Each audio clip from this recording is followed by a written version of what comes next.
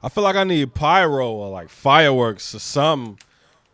That's one of the hardest intros in the game. You feel me?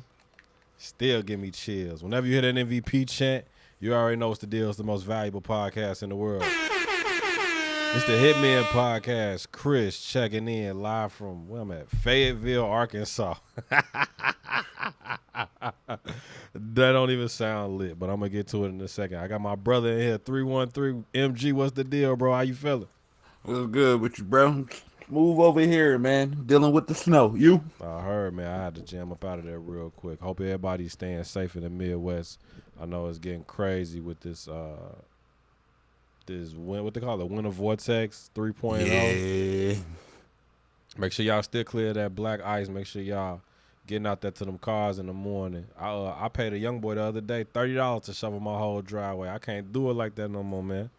Hey, man. Hey, let the little youngin' get out here and earn the money, though, you know? Man, but he did it so fast. I was like, damn, I gotta hurry up and get to the bank. I ain't even had no cash on me. I was like, I'll be right back. I hope he ain't think I was trying to get him, but I took care of him though. Shout out to little bro because he did the whole driveway. Hit him up, hit him right back. But I'm cool, bro. It's just I ain't in the greatest of moves this week. I wanted to get on and pod with you. I got some stuff on my mind, some things on my chest. I went and saw Spider-Man, right? Okay, for sure. I got a chance to check out. I had some time to myself this past week after football, so I caught up on some stuff. I finally saw Squid Game all the way through. I saw Spider-Man and I watched the new Matrix, right? Oh, buddy. So you know where I'm going. The Yep. same feeling I got. So this is how I handle the dunk contest every year. I always, for the past few years, recent years, I get disappointed with how the dunk contest turns out, right? So what do? Soon as it's over with, I don't waste no time. I instantly hit YouTube, I instantly hit Daily Motion or somewhere, and I go watch the 2000 dunk contest from start to finish. You feel me? Kind of like to cleanse my palate. That's the same way I did with these movies. So I went and saw the new Spider-Man. It wasn't for me. I ain't going to say it was whack. I ain't going to say it was trash. I'm going to say it wasn't for me. You feel me? And then I immediately went home and watched the first one, Big Toby Draco. You feel me? Because that's the Spider-Man that I bang with. The same thing with the new Matrix. Like I watched it. They had Yaya in there as Morpheus. Shout out to Yaya. Had Keanu, some of the original players, but it just wasn't for me. I ain't gonna say it was whack. I ain't gonna say it was boo or dirt or trash. Feel me? I'm gonna just say it wasn't for me. But I went back and watched the first one, and I was like, all right, cool. I'm back to, you know what I'm saying? I'm back to my regular self. You had to hit the little reset button. Yeah, I be having to do that every year. So I'm hoping, the All-Star game is in Cleveland this year. I'm hoping that we get, a refresh. But if it hit like that, it's gonna be a ritual thing for me. I'm gonna go back and watch that 2000 Vince Carter, Tracy McGrady. You feel me? I'm gonna watch them tear it down again like it's brand new, like it's this year. You know what I'm saying? Yeah, I mean, hopefully we get some guys in there that we want to see. When Hopefully. y'all gonna get the All-Star game in the D, man? What's up? Little Caesars is a decent little arena, man. I don't know, bro. They go everywhere else in the Midwest but here. Because, you know what? I'm going to hold my thoughts on I was about to go Joakim Noah out here.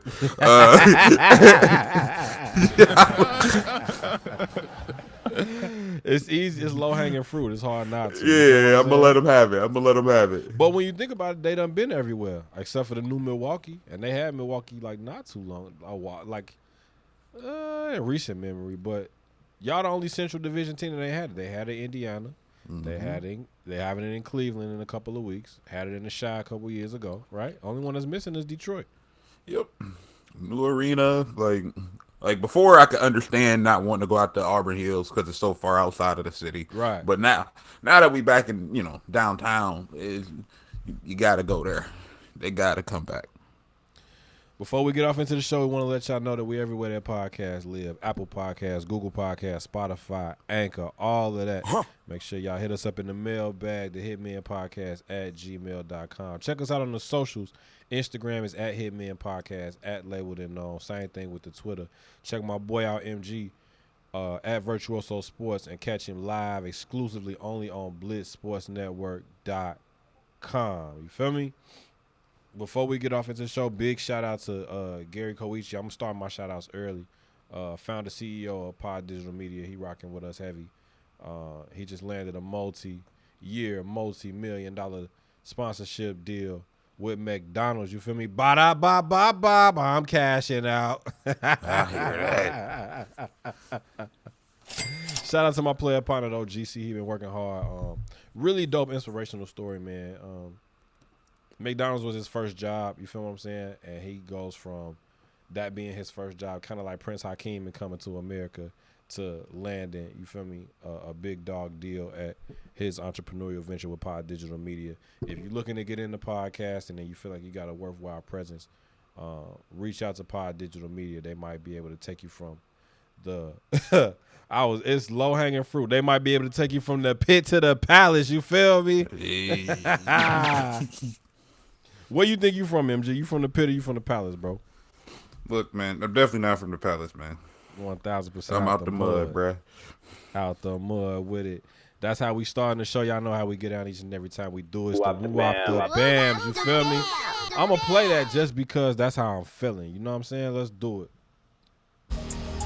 So, boom, we start with the NFL Divisional Round Playoffs just got finished up. Probably the greatest weekend in playoff football history. I know you can't be happier, bro. Your quarterback, Matthew Stafford, with an S, and the S is for stain. You feel what I'm saying? Matthew Stafford, this postseason, in his first year with the Rams, has more playoff wins than his, 9, 10, 11-year stint with the Detroit Lions. Yeah, I mean, the Lions have one playoff win in 50-plus years. Damn. So, it's some vindication for me, from the outside, from the inside, what be going on here. It's some vindication just to show people. No, Stafford wasn't the problem. He had his moments, yeah, but he wasn't the problem. The organization is.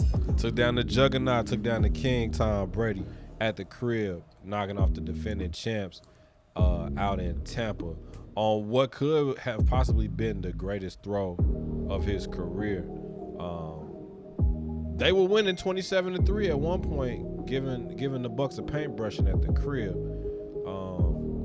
But then Tom Brady, the myth of Tom Brady, they just let that sleeping dragon wake up and start going nuts, bro. He started going galactic on the field, brought him all the way back, tied the game at 27 all, but then the Rams had one more drive. Cooper Kupp, obviously the heavyweight wide receiver champion of the world of the season, Triple Crown winner this past year, made clutch catches at the end, setting up a chip shot field goal to send LA into the NFC Championship, where they hosting it at the crib with a possibility of being in the Super Bowl, following in Tom Brady's footsteps, playing for the Super Bowl at home in SoFi Stadium. Man, oh man. At first, I just want to give a shout out to Cooper Kupp for the double move. Straight up and down. The double move was filthy. It was straight filthy. Up and down. Straight up and down. Man, yeah, I was on the edge of my seat, man. The fumbles, I was worried, especially once TB start moving the ball down the field, start doing them dirty. You feel me? Yeah, the Mike Evans touchdown. I was like, oh my god! And you saw their demeanor though, like it was strictly business. Him and Mike, Mike Evans kind of demonstrative. He'll throw the ball in the crowd. He walked straight back to the sideline, like, nah, let's get it. We in mode. You seen it one too many times, bro. It's like, damn, he's that good. He's that. You know what my takeaway was, and we'll get off into it into the next game I'm talking about. But you gotta put a dagger through this man's heart in order for him to make it, in order for it to be real. It's almost like the boogeyman or Michael Myers. You gotta see his head on a pike before you could be like, all right, cool, I can rest. You up 27-3, and OBJ said he still didn't feel comfortable. How do you compete with that? You know what I'm saying? I mean, the only thing you can compete with that with is the other man in the other game who you're not even safe on fourth and 30th apparently sometimes. So dogs. The Rams at the crib, man, it's looking like they're becoming the head-on favorite. Everybody keeps trying to tone it down and say the 49ers are star-crossed right now. But everybody kind of has a narrative. Everybody has a story. Everybody thought the Raiders was going to make it. They're like, they're gonna persevere despite everything that's going to happen this year. They're going to make it a Cinderella story. And Joe Shiesty took them boys down. He said, we don't care who y'all supposed to be? Oh, all right, cool. We supposed to be scared of y'all? All right, cool. This my boy Jamar. This my boy T. And we finna bust y'all ass. Joe Shiesty, Joe Burrow took out the number 1 seed in the hood, took out the Tennessee Titans, returning Derrick Henry back off of injury reserve at the crib. Man, that boy Joe Burrow filthy with it. He got to be your new favorite quarterback. Don't lie. No, I'm still Herbert all day, but Joe. Hey man, come on, stop. I'm still Herbert all day, man. But Joey B is filthy. I'm not gonna hold you. He is Herbert filthy. Is a surfer. Joe Burrow is a dog, bro. He is. And you can tell he's super cocky. So he's super cocky, but like, I don't know, man. I ain't never known nobody from Cincinnati to really have like no bragging rights. I think Joe Burrow is on his way to getting a statue outside of Paul Brown one of these days. Him and Jamar Chase. Oh my God. Yeah, he got faster. He was not that fast in college. Anybody who watched the film, he was not this fast in college. I don't know where this new speed came from. He set a new rookie record for multiple 100-yard games in the playoffs. It's something about these LSU receivers, man, between him and Justin Jefferson up in Minnesota. Did you catch this? You caught the whole game on this one, right? Yes, sir. Was that an interception or not? Look, man. Look, I'm gonna go with no, because I'm still I'm still old school, man. If the ball hit the ground while you catching it, bruh, it's no catch. I'm still old school with it. I don't remember who was calling that game, but like they keep talking about Sean Hockley being public enemy number 1. If John Q. Public knows your name and you're a referee, it's a serious problem. But nevertheless, man, the Titans just didn't do enough. The first pass from Ryan Tannehill of the game was an interception. You know what I'm saying? So that kind of already told you to tell it to tape. Mike Vrabel went from being everybody's favorite coach of the year candidate to motherfuckers is like, yay, what we doing? Why are we wasting Derrick Henry's comeback season, his comeback game? A.J. Brown was going crazy too, but it just wasn't enough to take down the Bengals, man. They going in to face another juggernaut, and this is the game I really wanted to get to. You got to give me my props too, because last time I was on, I said that about the Bengals any given Sunday. You did. Any given Sunday. I do got to give it up to you, Joe Mixon, Joe Shiesty, and Jamar Chase, the 3 J's. They looking like they might end up in the Super Bowl, like getting in through the back door where ain't nobody paying attention. But let's talk Bills and Chiefs for a second, man. I got a couple of takeaways from this game. Obviously, y'all been hearing about it all weekend or since Sunday. That was probably the greatest playoff game ever played, but I wanted to spin it a little differently. Just stay with me for a second. I understand if you disagree with me, but stay with me for a second. The Kansas City Chiefs are the Golden State Warriors of the NFL. The way they carry themselves, how fast and how powerful they are on offense, the flash and the swag and the flavor in which they kind of compete against other teams. They sleptwalked through the first, 25% of the season, and then they ended up pulling up on everybody and serving notice, taking the division, getting the number 2 seed. And these past 2 weeks, they just been demolishing everybody. Even this game with the Bills, like the same way we talk about Brady, 13 seconds and you got the lead, you're not safe with Patrick Mahomes. You feel what I'm saying? So I feel like that's one of the things where we talk about those third quarters that the Warriors used to have back in 2015, 2016, 2017. Patrick Mahomes is the Steph Curry of the NFL, in my opinion. The flashiness in which he plays the game, like the baby face, but cloak and dagger approach with things. Like, don't get it twisted. Like, I'm the company man, I'm the face of the league, but I'll cut your throat in order to get a championship. That's the same way Steph Curry plays the game. Now, in retrospect, the way this game was played reminded me of when the Warriors was playing the Cavs, because if Patrick Mahomes and Steph Curry, who is Josh Allen? He had to be Bron. Had to be. You saw the way he hit the truck stick on 35 to get the first downs. You saw how he was explosive with the 75-yard bomb to Gabriel. He had 4 touchdowns, had him an Al Bundy game. You feel what I'm saying? But just the way that Joe Burrow was exhibiting power the whole time, it was very similar to how Bron does his game. Head down, straight to the basket, beeline to the basket.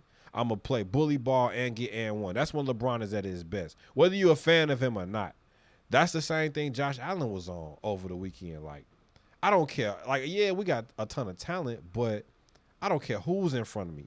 I'm Josh Allen and you ain't. You feel what I'm saying? First down after first down. I think they didn't punt for the first 10 minutes. The first 3 possessions, they went on it on 4th down. That's all power moves. So it was very similar. The Chiefs and Bills game was very similar to a Warriors-Cavs NBA Finals, in my opinion. But they gave you all the fireworks in a row, and I'm talking way too much. I'm gonna let you shoot your shot and do your thing in a second, bro. But how great was this game over the weekend, dog? I mean, the word unbelievable is literally an understatement. It's understatement. It's not even cliche to say it right now. Like, because when you talk about, especially once you get to like the last like 7 minutes of the game and you get the back and forth, madness. It's just madness. And the thing with Josh Allen is he had a little bit of an inconsistent year in the regular season, but you know, when you get to the big stage and when you do what they did to the Patriots, and then you come into this game and you play like this, you know, he showed the world why he deserved the money he got paid. You know what I mean? And that's no easy feat to go in the Arrowhead for that matter and do this. Yeah, not easy. So, you know, all props to Josh Allen and the way he balled out. And I mean, Pat Mahomes with 13 seconds. That's just ridiculous. That shouldn't even be. He told oh, we got 3 timeouts. Oh, you might as well pack your bags, bro. Look, if I'm Josh Allen and I get back to that side and I get back in that locker room after giving us the lead that late in the game, and they got 13 seconds, and all y'all got to do is get really 2 stops. I mean, it's 13 seconds, really 2 stops. Word. And it's like, wow, y'all gave up 2 big plays. Like, y'all gave up almost 50 yards in offense in 2 plays. 75 seconds it took for them to score, and then they came back, and then the Chiefs came back down with another counter punch. Man, how cocky do you got to be if you Tyreek Hill to get somebody the peace sign and you 10 yards behind them, not even 10 yards ahead of them? You're like, you what? Oh no, you ain't catching me, dog. Peace out, Boy Scout. I'm gone. Bro, he knew it. He knew it too. Where like it's like he could count the steps. He was like, nah, he ain't gonna get there. I'm gone. He remind me so much of Chad Johnson, bro. Like prime time, like prime Ocho Cinco. Just from the footwork, to the speed, to the way he like dominates whoever's on the other side of him. Remember when Ocho used to had a like the hit list? He's like, oh, which DB I'm playing this week, and he'd say, oh, who can stop 85? Like that whole campaign. Like Chad Johnson was one of my favorites back then. Tyreek Hill is the same way. I love the way the Cheetah plays. I just think that too much is being made about him. Like he's too much of a target, and they have all the targets in the world. Pringle, McCole Hardman, McKinnon, Clyde Edwards-Helaire came back this game. Travis Kelce caught the game-winning touchdown, and then you still got Patrick Mahomes. When you think about Patrick Mahomes, he's been a starter for 4 years now. Yep. And he has not gone less than the AFC Championship game. He came in the game, AFC Championship game, won the Super Bowl, lost the Super Bowl. This year he's on his way back to the AFC Championship. That's legendary status, bro. Hosted 4 straight of them too. Dog. Like, and I was there last year in Arrowhead, and it's electric in there when he's you know kind of being the band leader or orchestrating the offense, man. Like he has that on lock. I wouldn't be surprised if they blew whoever else is out, like blew whoever is out there out in the AFC Championship or in the Super Bowl moving forward. Like I don't know. Like I think the Bengals have an outside chance of catching the Chiefs sleepwalking if they think they're just gonna come in and like do what the Warriors do, because they do that. quite a bit. They'll fall asleep on a team or play down to the competition, and then somebody will catch them slipping. But if I was betting my life on it, what Max Kellerman say for the fate of the universe? You feel what I'm saying? Hey, man, I'm taking I'm taking the Chiefs to steamroll whoever coming. I think it's gonna be Chiefs and Rams at the crib in LA. yeah, I mean it's looking like that. I can't even remember who said it, but somebody was describing Tyreek Hill's speed, and they said it's not necessarily. Yeah, he's fast and he's quick, but it's not even necessarily that. It's his acceleration. It's electric. Yeah. It's like once he has the ball in his hands, his acceleration is second to none, He hit and the that's what you nitrous. get. Pretty much, that's what it's like. That's what it's like watching him almost. And I mean, for the Bengals, I mean, obviously the number one thing they can't repeat the same issue that they had in Tennessee. They can't give up 9 sacks. That just can't happen. And not against the Chiefs. You got to take advantage of every opportunity, like the Bills did for the most part, to give yourself a chance to beat, the Chiefs at home. You got to be almost perfect. Exactly. And as far as the Bills go, you can't beat your chest about being the number one defense in the league and then give up all those points to the Chiefs or any team for that matter. Like I saw people this week complaining about the overtime rules, how Josh Allen didn't get a chance to respond. If you're the number one defense, stop somebody. You feel me? Like, that's the one time they say that defense is a disadvantage when it gets to overtime and you don't get the ball back or you don't get a chance to defend. If you're the number one defense, do your job. Do what you're getting paid millions of dollars to do, man. Yeah, like, again, they gave up almost 50 yards in 2 plays in the regulation. 1,000%. Other big story in the NFL, Sean Payton, longtime head coach of the New Orleans Saints, decided to part ways with the team after this season. 152-89 win-loss record for a 63% winning percentage. Only 9-8 in the playoffs total, including the Super Bowl win with Drew Brees as the quarterback. Word around the campfire is the decision ain't been made about a head coach in Chicago yet, and your boy Sean Payton is a Chicago native, so I'm crossing my fingers, you feel me, praying to the football gods that he lands on our lap. We just got the new GM, you feel me, but more than likely he's gonna end up on TV for a year because he's still under contract with the Saints. I think it's 2 years left. Oh yeah, you got to trade for the contract. Yeah, I got to trade for the contract, which we don't have the assets to do unless we give up Khalil Mack and a whole bunch of other stuff. But the biggest takeaway, and it seemed pretty obvious, they initially asked Sean Payton, and he said he intended on returning to the team, and then 2 days later he bounced. The Saints can't compete. Coming into next season, they will be $74 million over the salary cap, dog. You know what I'm saying?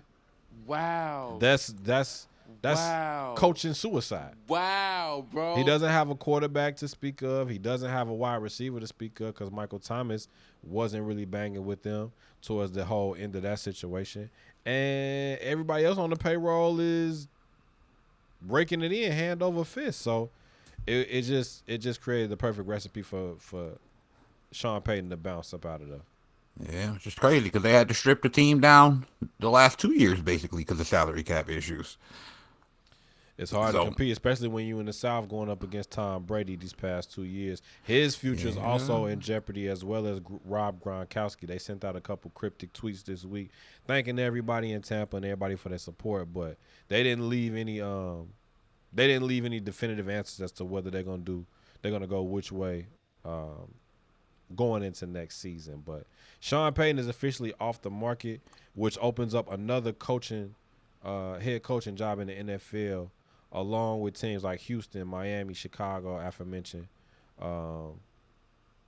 Jacksonville. Of course, they look like they're gonna be locking in on Byron Leftwich any day now. I was hoping that we would at least get a look. The Bears, would at least get a look at interview, but don't look like that's gonna happen either, bro. Yeah, if you want Sean Payton now, man, go get him now. If you want him, go get him now. I agree. You do not want to potentially leave it out there for next year if Mike McCarthy's not there after next season. Yeah, and competing with the Cowboys. Like, you don't want to do that. Everybody keeps saying this is Jerry Jones' fingerprints are all over the situation. They think that he's going to try to come in and get his claws on them. I don't think it's set in stone though. I don't think it's that. I don't think it's a done deal. No, I don't think so either. I mean, obviously we'll see, because I mean they already said that they were sticking with Mike McCarthy. But if Sean is going to take a year off, then that probably means that they got plans on moving on next season. After next season. What happens in New Orleans though? What you think? Does anybody worthwhile step into that situation? They keep talking about Jim Caldwell to the Bears. I'm like, what the fuck, man? Look, man, as a former Lions fan, don't do it. I've seen enough, bro. I've seen enough, bro. I'm cool. Yeah. I'm good cool. guy, but he puts a clear ceiling on what your team's potential is. I'm cool, dog. Don't worry about it. Man, I knew Pose looked familiar. I was telling this to my young boy yesterday. I was at the U of I Michigan State game, and I got some shout outs for that as well. But I'm like, I knew he looked familiar. He used to play for the Bears. He was an offensive lineman for the Bears way back when. But McCaskey went and picked him up from the airport. I don't know if you saw those pictures leak. He picked him up from O'Hare, sent him straight to the office. But Pose made it clear. He said, I need 100% autonomy when it comes to picking the new head coach. And they agreed to it, apparently. But that's why the reports are so conflicting and confusing. How is it that you needed 100% autonomy, but you landed on Jim Caldwell as a finalist for the coach? Like, what the fuck is going on, bro? Yeah, that's not the way I would want to go. Negative, Ghost Rider. And especially, I mean, I'm not personally a fan of Justin Fields, but if you got a young quarterback that you think is a franchise quarterback and you're trying to develop him, you go get you a guy who is modern, who understands the way the current game is played, who can help develop him into that franchise guy. You don't go and get somebody whose track record is okay at best. Like, you go get you the guy, right? So, I don't know. I mean, some of these coaching jobs, I mean, obviously with the coaching carousel where you see a lot of repeat names sometimes. And, I mean, even somebody like the Saints where I don't even know what you do there. You don't have a quarterback either. Exactly. That job is unappealing in the sense of you have no quarterback. You have no salary cap. You got unhappy players. Because, I mean, even Kamara was a little bit cryptic as well. Mm-hmm. Like, what about not really a desirable spot right now. What about Ed Ogeron? Oh, no. Look, I think even LSU fans had enough of Ed Ogeron. I do not think the rest of the state wants to deal with him as an NFL coach. They just, I mean, it took a flyer on Urban Meyer. Shit, why not? Oh, not Urban. Come on now. No, I'm just saying he got the shot with no experience. He got the shot just off of namesake, and it was a hometown situation. So, yeah. I mean, I like Brian Flores, which, I mean, it looks like maybe the Giants job might be in line for him. Yeah, possibly. I think that's a done deal. Which I like Brian Flores, but he's probably off the board.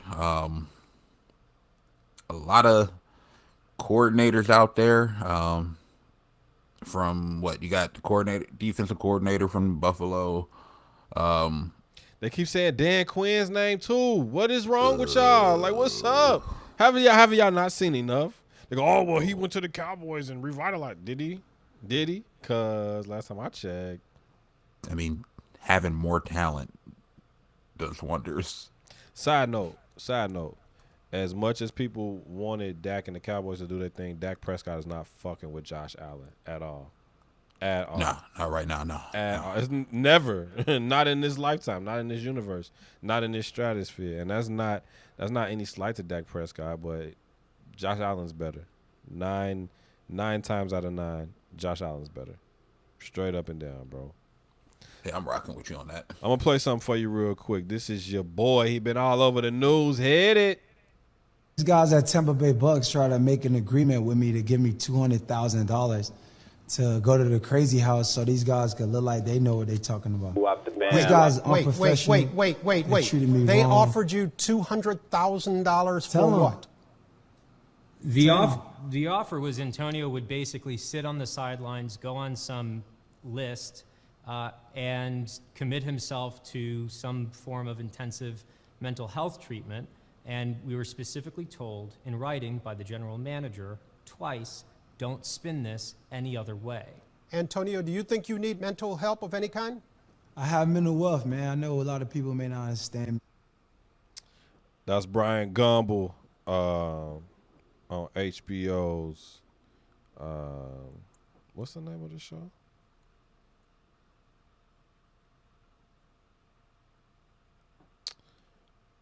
Anyway, that was Antonio Brown, his attorney, basically alleging that the Bucks told him, "Yeah, we'll give you 200 bands if you feel me, take this route." You feel what I'm saying? And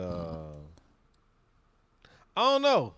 For everybody that was calling him crazy, saying that he was tripping with taking the shoulder pads off and all that type of stuff, and they were screaming CTE and X, Y, and Z.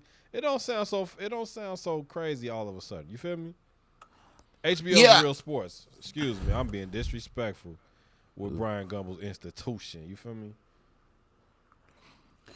Yeah, I think it's for Antonio Brown. I think it's a matter of he's the messenger a lot of times that's delivering a lot of these messages. So he's got so much dirt on his name, and it's hard to believe some of the stuff he says.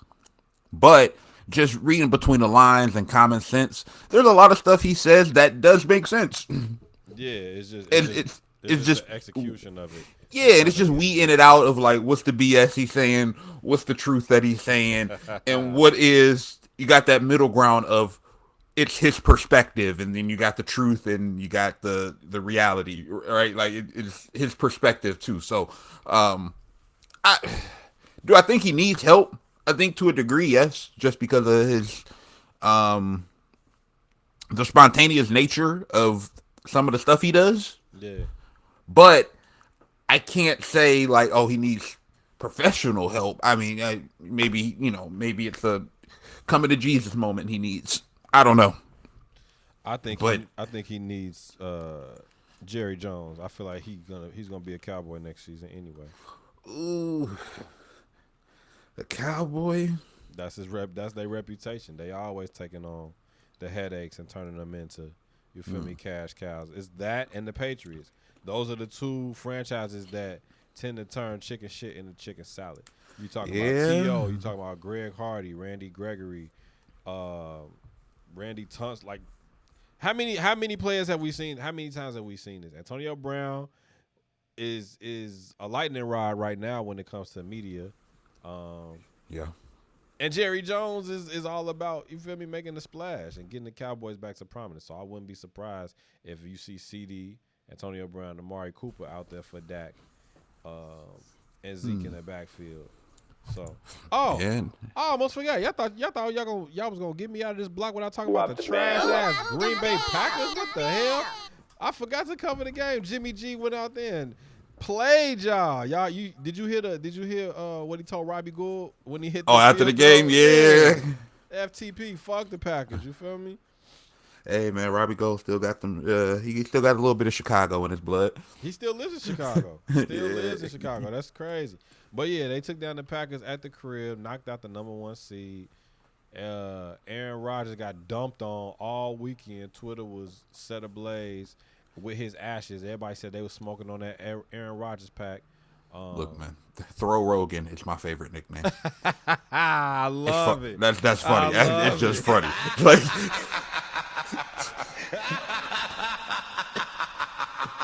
People saying that he got cursed with the Alex Rodriguez showing up. Why the owner of the Timberwolves is sitting in regular seats instead of sitting in a box seat or in the suites, I don't know. I didn't even know he was a Packers fan, let alone a football fan at that. But yeah, nevertheless, though, Aaron Rodgers had a terrible game. He kept trying to force the ball to Devontae Adams. Everybody and their mama knew it. Even when they put Josh Norman on him, everybody and their mama knew where the ball was going. Aaron Jones had a great game, and then for what For what it's worth, Jimmy G didn't play well again. This is another week where he didn't play well, and they won despite that. They won in spite of him playing terribly. So now it's like he's due for a good game at some point. Hopefully that's next year. Yeah, hopefully it's next year because I'm with you. I want to see the Rams in the Super Bowl at the crib. I'm ready for that whole combination. The halftime performance, the story about Odie, old dog might get a ring, Aaron Donald might get a ring, brother Ramsey, Von Miller is 2-star study. You know everybody and their mama gonna be at that game anyway. Yeah. But between that and hopefully playing the Chiefs in a shootout. When's the last time we had a Super Bowl shootout? They always disappoint you, but yeah, man, get the Packers up out of here, dog. And now everybody's wondering about Aaron Rodgers' future. People keep saying he's going to Denver. People keep saying he's going to check out Carolina, or he might even replace Tom Brady in Tampa with that ready-made team and that ready-made vertical offense with Bruce Arians. Who knows? But who cares? Shit. Get out the way. You feel me? So it could get interesting, though, because if Devontae Adams a free agent, this could end up being a package deal. who has the money for him, though? Who has the money for a $100 million receiver right now? Yeah, true. When you got teams, when you got standouts like Deebo Samuel coming out of nowhere, essentially, and he's way younger, right? Devontae Adams is one of the top. He's one of the best 3 wide receivers in the galaxy. But who has $100 million for him right now when we can't even get quarterbacks and head coaches situated? Yeah, teams, they'll strip the team down to make it happen. In order to sell tickets, yeah. But when you're talking about winning a championship, I mean, was Devontae Adams on that Packers team when they won the championship? Nah. Right. So he hasn't even tasted that yet. But let's wait on it.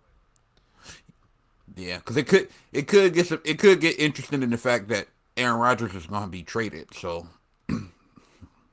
might be a matter of I don't know, some behind the scenes stuff going on. Who knows? But I just find it hard to imagine Devontae not trying to go play where A-Rod is going. Yeah, I think they're gonna be a package deal. But again, you got to find a team that has the cap, that has the room for the both of them, and that needs them. You know what I'm saying?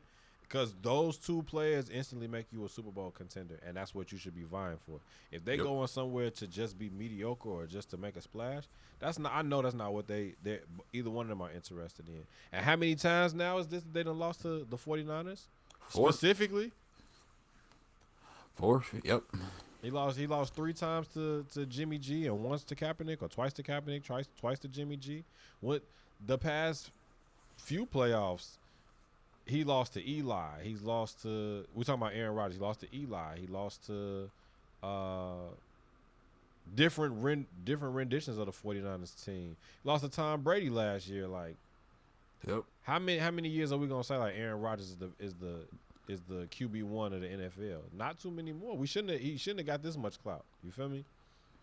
Oh yeah, and I not to hate on him, but I mean that MVP award is really that he's gonna win is gonna be really a product of just a down year with QB play overall. Indeed, very much so.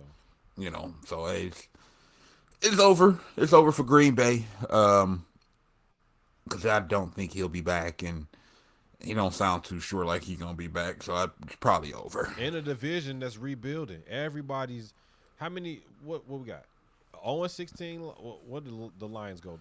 2-15. 3-16. Yeah. 3-14. Excuse me. 3-14. The Vikings just fired their head coach. The Bears fired their head coach, and y'all were in the divisional playoffs. So leaving does what? For you to say that you can't make it to the Super Bowl coming out of essentially the weakest division in football, I ain't really worried about what you do moving forward, big dog. Let's switch gears real quick. Let me play you another clip. This is from Charles Barkley, courtesy of TMZ.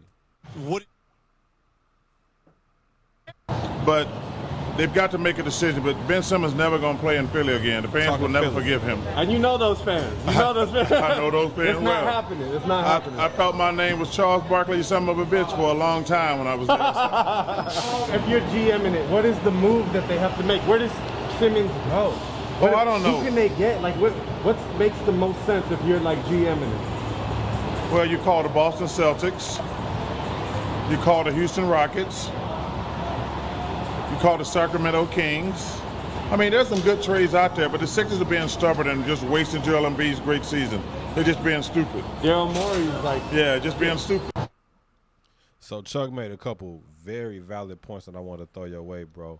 And talking about Philly, talking about Ben Simmons. One, he said they wasting Joel Embiid's MVP season, and he's been going galactic, like scoring 30 points every night. It's like, what is it, the last 5 or 6 games where he scored more points than minutes played? Man, dog, that's that's like it's unreal, crazy. Bro. He came out and made a statement the other day.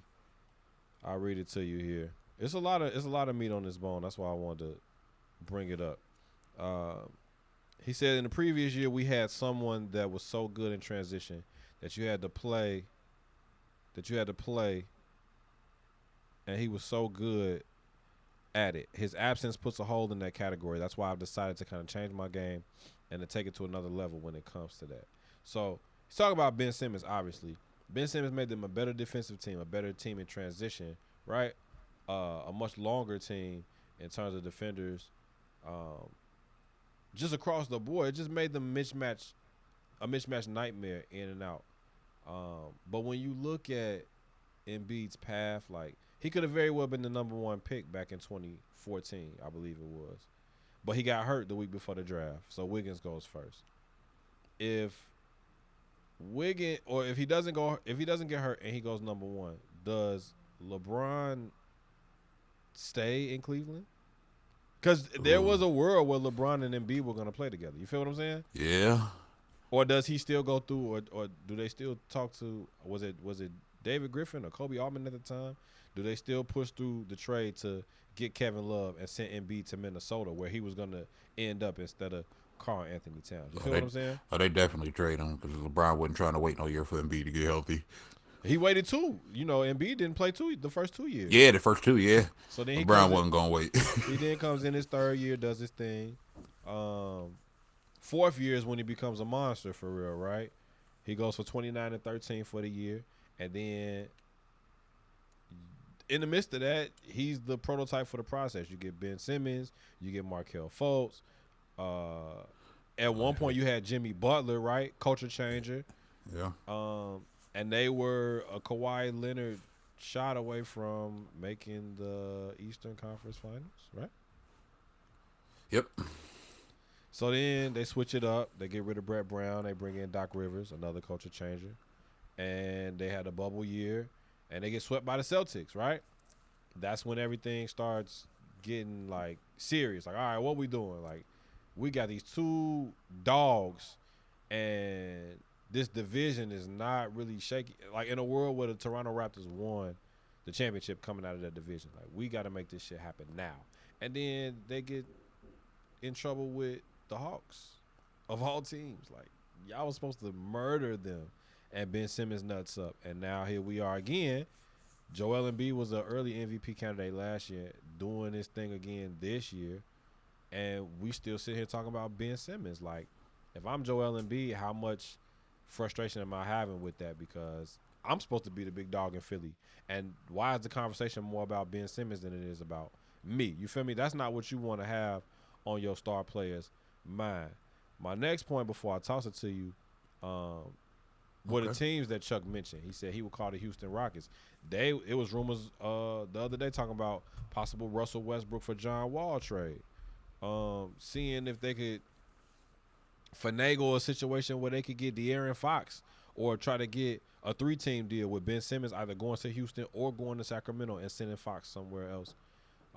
Boston Celtics, they've been trying to get rid of Marcus Smart for I don't know how long, and we've been talking about every time we link up, we talking about they need to break that thing up between Jaylen Brown and Jason Tatum. So in a world where Ben Simmons still occupies airspace in the NBA conversation, he's supposed to be making $33 million this year, and he already blew through half of it by not showing up. Yep. I think we're still dealing with the same problem. And even amongst the national media, we're still dealing with the same problem. You got one crowd that is still supremely overvaluing Ben Simmons as a player. Exactly. Forgetting the fact that we still have enough on tape when it comes to him not being able to shoot or score or being scared to shoot a three. Yeah, and then on the other hand, you got some other people like Chuck, like Shaq. I don't know if you've seen that episode on TNT the other day with Shaq, Candace Parker, and D Wade when they was trying to talk Shaq into the Ben Simmons thing, and Shaq in the nicest way possible wasn't having it. You could see he wanted to say something else, but he just wasn't having it, right? Like, I'm cool. I'm cool. Well, because they had the nerve to say, you had great number twos, and isn't Ben Simmons a great number two? And Shaq like, nah, don't compare him to Penny, a D Wade, a Nash, a Kobe. Hold on, nah. So, and I think that's the guy's the honest truth. Now, he's not that caliber of number two guy, and they're wasting a good season out of Embiid. And in all honesty, if I'm Embiid, I'm at the front office. I'm in the front office right now saying, yo, make something happen now. Yeah, banging my fist on the table like y'all need to do something. Like Tobias we Harris keeps coming up, and we've been gotta go. We've been talking about how Ty Maxey is here to stay when it comes to, like, if I was Ty Maxey, I'm like, y'all need to stop talking about Ben Simmons. Y'all need to talk about Ty Maxey. You feel me? Bro, Seth Curry has been balling this year. Straight up and down. They miss him when he was out though too. Yeah, Matisse Thybulle, he's shown up and giving them a lot of good minutes. Like and some of the deals that have been thrown out there, they're rumored deals or whatever, conversations or whatever that were reported. They've passed up on some stuff. Yeah. I mean, if the Pistons deal was true, that's an even better deal than I was offering from the Pistons. Because remember my original concept was Killian and Jeremy Grant, and you throw Corey Joseph in for salary match and some draft picks. But the reported deal was Jeremy Grant, Sadiq Bey, and Kelly Olynyk in a first round pick. Bro, for Ben Simmons straight up, dog. Yeah. You got to be a fool. Yeah, they put him on the PJ. You and me would practice bags, got him up out of there. Man, what? So I mean, Chuck, with Chuck, and I think what Chuck was getting at was that they need to reach out to bad teams to try to just get rid of Ben Simmons and try to get something back. And, the Rockets, I don't really see as a landing spot. Could the Rockets really give the Sixers that would impress Daryl Morey, especially with the way that relationship is with Morey and the Rockets? Right. Yeah. Sacramento's interesting, but we keep getting back and forth on what Sacramento wants to do. Like 1 minute it's De'Aaron Fox is untouchable and Ty Halliburton and Buddy Hield are up for grabs. And then the next minute it's no, Halliburton's up for grabs and not De'Aaron Fox. And then the next minute it was Halliburton and Fox are both untouchable because they're going to build around those two guys and everybody else can go. And now you had them getting mopped up the other day by Boston, right? The way they did, right. And they pretty much going for 51 on their ass. Man, what? And then you had the Boston game, which I don't know how that game ended up finishing out. I didn't get a chance to watch it yet, but they were down by 30. Like, you know what I mean? Like that whole roster needs to be blown up, and Sacramento might be a place where you could get some pieces to make something happen. Obviously, you look at a OKC. If they're willing to part with Shea, who knows? But I would at least explore it.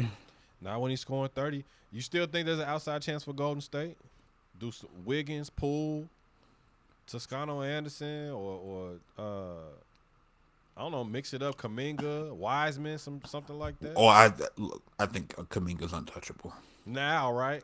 I think even from the jump, like, he was the best small forward in the draft. He just so happened to fall because of just how teams drafted, right? Like, they didn't need Scotty Barnes went off the board first. Like, Kuminga was, he was the best small forward in the draft, and he just fell. But now you're starting to see why he was the best small forward in the draft when he's getting more playing time, and you see the athleticism, you see the defensive potential in him, the offensive potential. He might, out next to Steph, Clay, Draymond, I would venture to say he might be one of the 4 or 5 most untouchable people on that team. I'm gonna give you one more before we move into the last spot on this band. And you brought this one up to me a while ago. Indiana still in play. Sabonis, Malcolm Brogdon, any one of the scorers, whether it be Karis LeVert, T.J. Warren, Holiday to come in and give you some spot work, backup point guard situation, or backup combo guard to spell Steph Curry. That's an attractive spot too. Mm-hmm. If I'm Philly.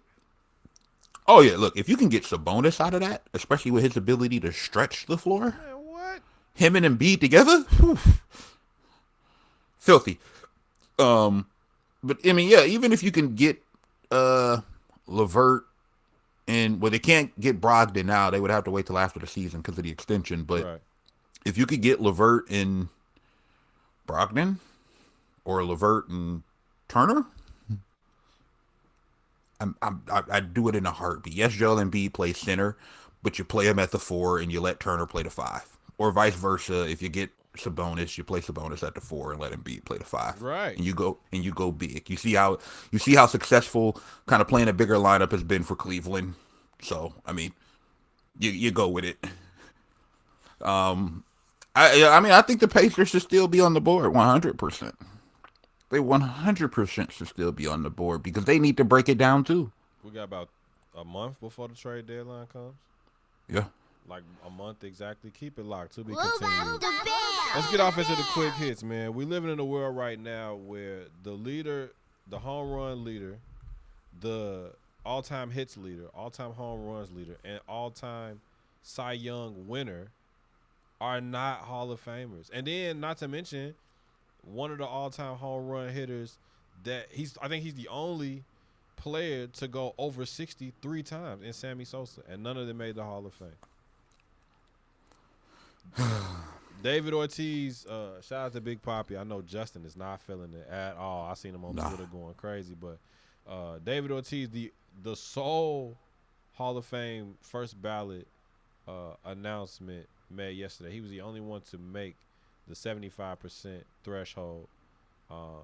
The newest inductee into Cooperstown, David Big Papi Ortiz, 3-time World Series champion and World Series MVP. But on the flip side of things, Barry Bonds, Roger Clemens, and Sammy Sosa of note on their final, and Curt Schilling on their final times up for the ballot didn't make it. They won't be Hall of Famers. They won't have Hall of Fame attached to their names and their legacies in baseball. Unbelievable, bro. In my opinion. I don't know how you feeling about it, but I mean, they failed the fans. Because at the end of the day, Hall of Fame is not just for the players themselves, but it's also for the fans. Word. You know what I mean? Like it does nothing for owners to say, oh, somebody played on my team, went to the Hall of Fame. I mean, there's players who've played on 6-7 teams that went into a Hall of Fame. You know what I mean? So it does nothing for them. It does nothing for the sports writers, but yet they continue to punish the two people who it matters the most to, which is the players and the fans, which is ridiculous. David Ortiz, I like, but when you're talking about him being on the same ballot as a Barry Bonds, it's hard for me to be like 100% like excited about it because of Barry not getting in. And this is his first time on the ballot. First time on the ballot. Bonds is last time on the ballot. Yeah, and the fact that Barry, everybody says this, he was a Hall of Famer before that. Before any of that. And they're punishing him for something that was post him already being a Hall of Famer, which is incredibly stupid. And how many MVPs? 7? Right. And that's why a lot of times I go back to Ocho. He talks about the fact that he knows he's not going to be in the Hall of Fame, even though he has the resume, he has the cachet, and he has the popularity with the fans who, like you just mentioned, the Hall of Fame is also for the fans, but he knows he's not going to get in because they view his quote-unquote antics to be too radical, too flamboyant. T.O. made the Hall of Fame and didn't even go. He's like, shit, because they don't mean nothing to me. I've been known I was a Hall of Famer. Mm-hmm. They're crazy. Like, they treat it like it's some crazy big money thing, and it's like, the owners, y'all ain't taking trips to Cooperstown. Why does it matter? Like, even the sports writers, like, what? Like, and I mean, we can sit here and talk about what's been, it's been beaten beyond being a dead horse at this point. But like, the sports writers and their agendas or their bias when it comes to Hall of Fame voting.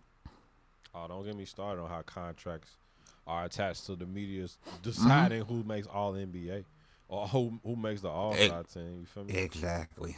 And for the Hall of Fame, there's gotta be a better way. There's gotta be. Speaking of another potential Hall of Famer, Francis Ngannou retained the UFC Heavyweight Championship over the weekend, beating somebody that actually was on his coaching staff, trained him to be the monster that he is. But he's in the news for a couple of different reasons. One, he's feuding with Dana White in the UFC over contract disputes. No UFC fighter in the history of the sport has walked away as the champion due to free agency. Francis Ngannou's contract, I believe, is up at the end of the year. And he's vowed that he might not even fight. He might not even defend the belt the rest of the year because of the contract disputes. And word around the campfire is the UFC is worried that he's going to go to Bellator with the UFC championship belt. Sound like some shit on WWE. You feel me? What's old girl name back in the day? Medusa showed up on WCW with the belt, threw it in the trash can. But the other thing is, usually Dana White, when a championship fight happens, he's in the ring at the end with the decision to put the belt around the champion. Dana White was nowhere to be found when Ngannou retained the title. And then the last funny part of this whole thing is that Ngannou said he wants to fight Tyson Fury. Yeah.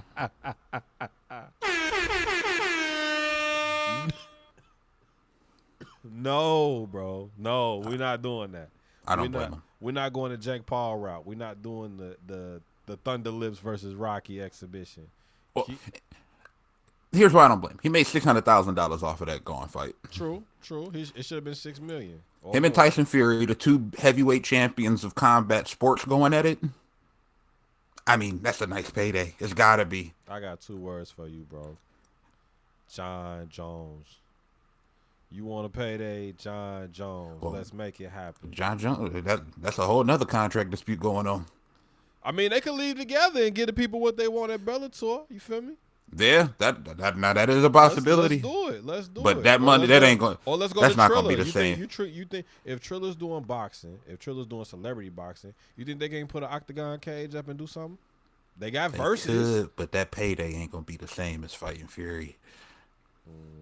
And you talking about I'm not watching for that fight, the way they would bill it. I mean, you probably talking about a $50+ million payday. I'm not watching that. I don't want him nowhere near Fury, bro.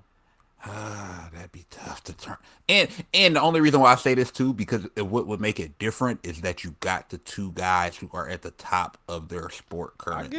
I get that. That's what make it different than, say, Floyd and Conor, where Floyd was not even in his prime anymore, or some of these other matchups. Like, you're talking about like top MMA fighter versus top boxer in the world, like dream match. The marketing for it would be brilliant.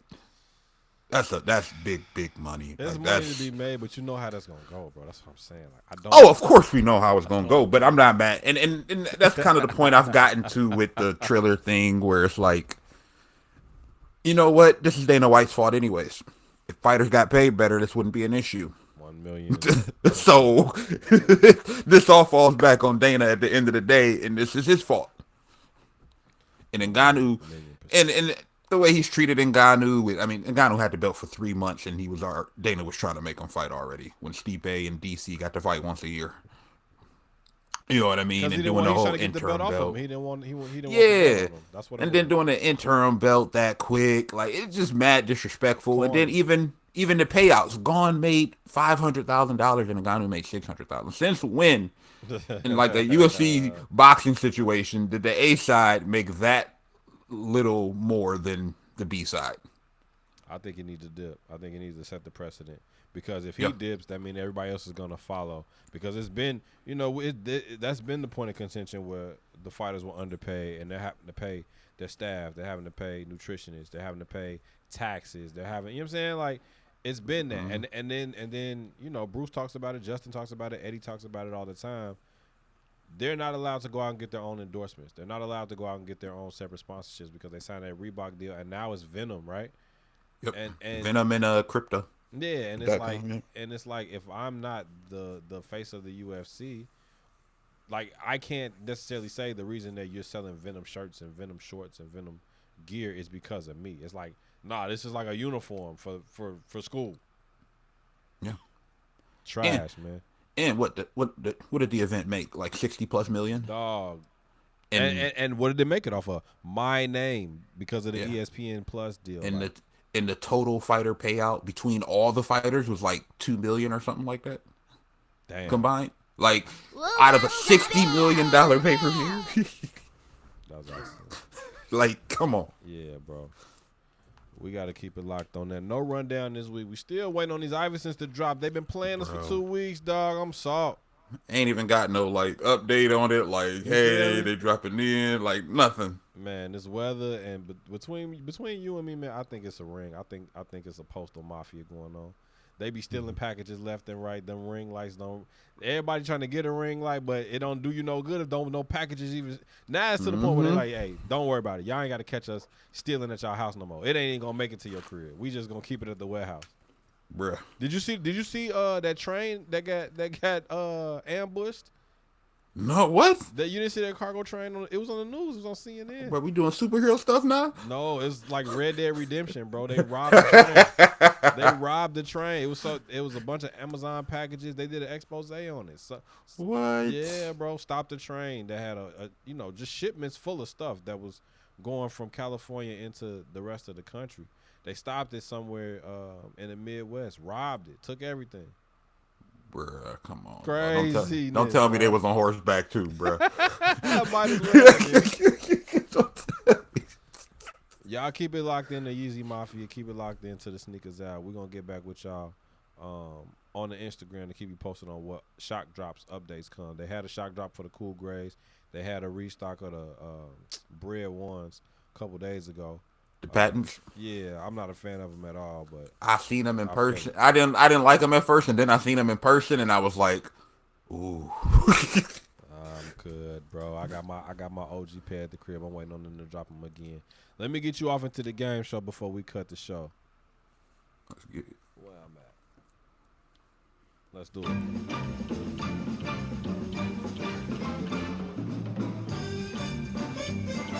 I need to get a sponsor for this. You know how you used to watch Price is Right? Sponsored by Charmin.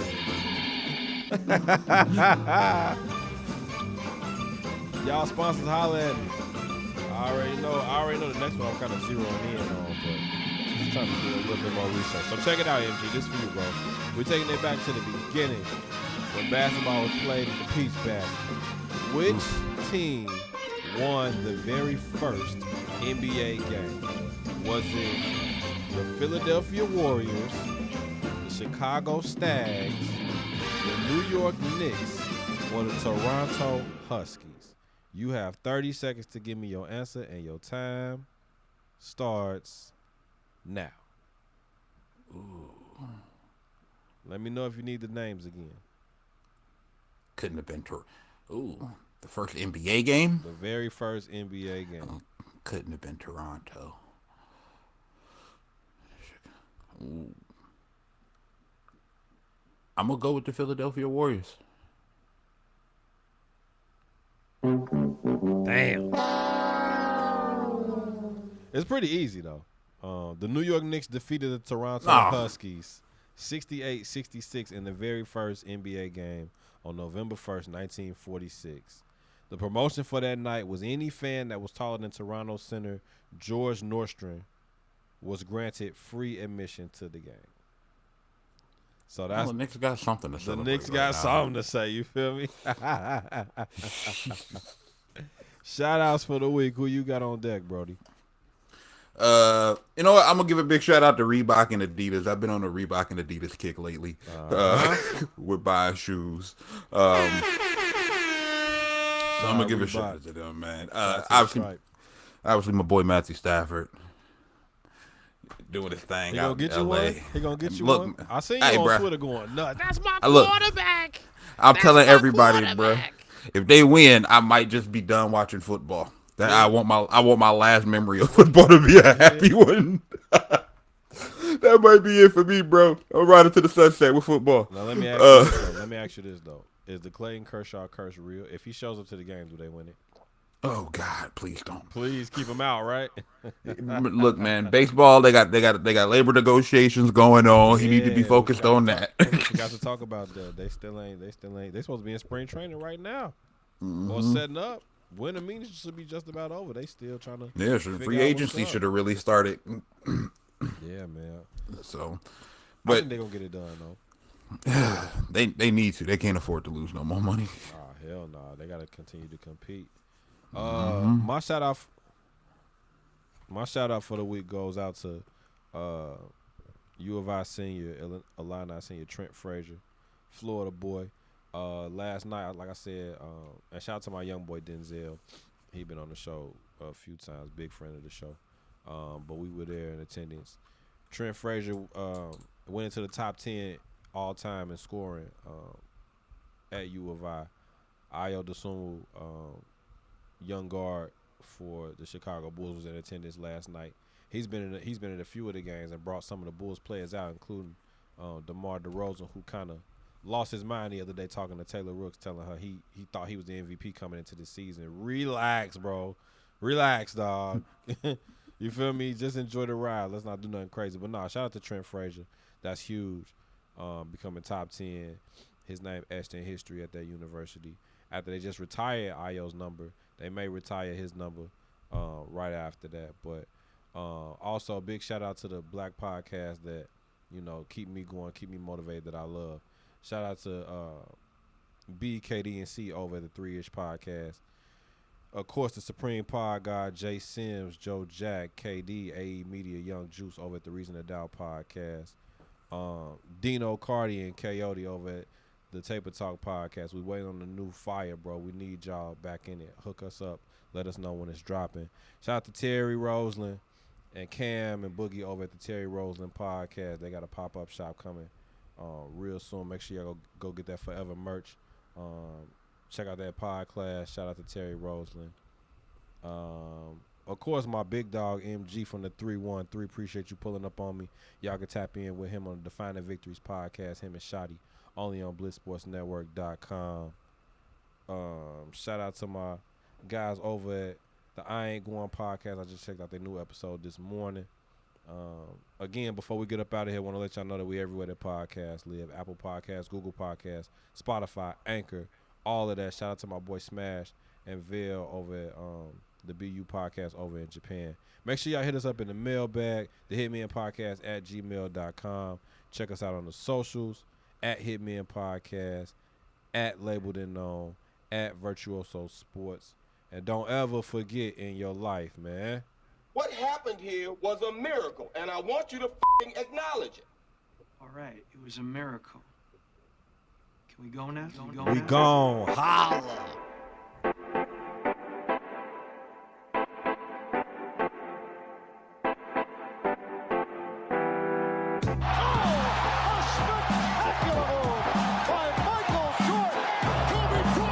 Just sucked the gravity out of the target center.